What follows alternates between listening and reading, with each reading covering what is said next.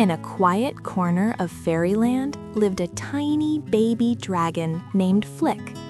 Flick was very small, with soft green scales and the tiniest puff of fire. But Flick had a problem. Whenever he sneezed, puff, a little flame would pop out. Flick felt sad.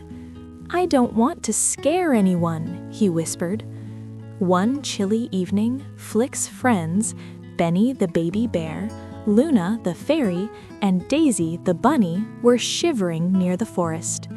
"It's so cold," said Benny, hugging his scarf. "My wings are freezing," said Luna softly.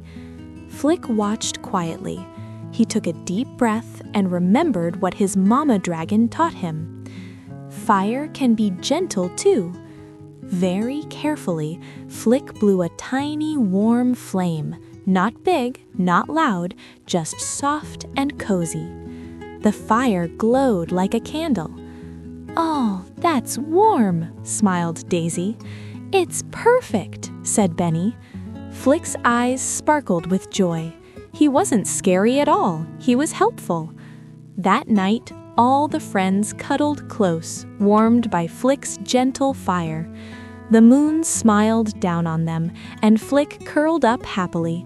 From that day on, Flick learned something very special.